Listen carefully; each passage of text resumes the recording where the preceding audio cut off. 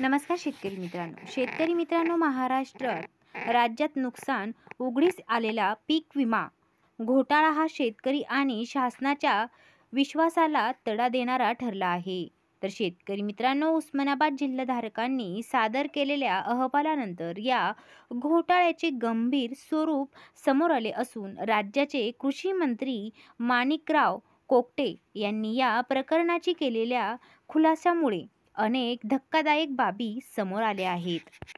तर शेतकरी मित्रांनो, विशेष म्हणजे या घोटाळ्यात सीएमसी केंद्राची भूमिका अत्यंत संशयास्पद असल्याचे स्पष्ट झाले आहे. प्रति अर्ज 40 रुपयांच्या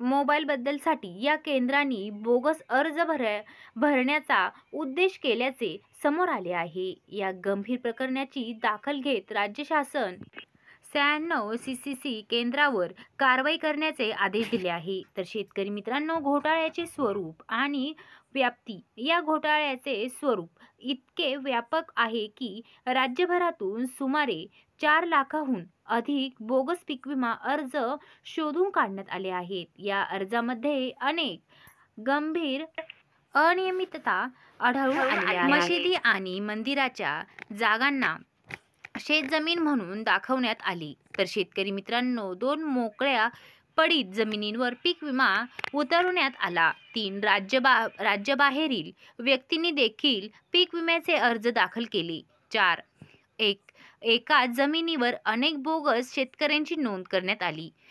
शासनाची प्रक्रिया आणि उपयोजना. कृषी मंत्री माणिकराव कोकटे यांनी या घोटाळ्याची गांभीर्याने दखल घेतली असून त्यांनी अनेक महत्त्वपूर्ण उपाययोजना जाहीर केल्या आहेत. तर शेतकरी मित्रांनो, शेतकऱ्यांना युनिक ओळखपत्र देण्यात येणार असून ते आधार कार्डशी लिंक केले जाईल.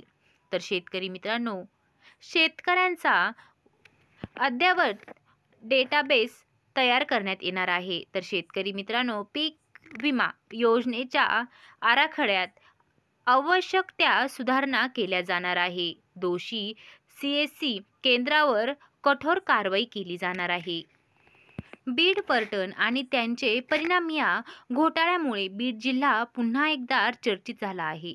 तर शेतकरी मित्रांनो, बीड पलटण म्हणून ओळखलेल्या जाणाऱ्या अनेक गैरप्रकारांमध्ये पीक विमा घोटाळा, कापणी घोटाळा, अक्षय ऊर्जा कंपन्यांकडून खंडणी वसुली आणि ढाब्यावरील बिंदू नामावलीची गैरवापर यांचा समावेश आहे. या सर्व प्रकारामुळे जिल्ह्याची प्रतिमा मलिन झाली आहे. शेतकऱ्यांवरील परिणाम. या घोटाळ्याचा सर्वात मोठा फटका शेतकऱ्यांना बसला आहे. मात्र कृषी मंत्र्यांनी स्पष्ट केले आहे की शेतकऱ्यांना या घोटाळ्यासाठी संपूर्णपणे जबाबदार धरता येणार नाही, कारण शेतकरी मित्रांनो, बोगस अर्जाच्या खात्यात कोणतीही रक्कम जमा करण्यात आलेली नाही.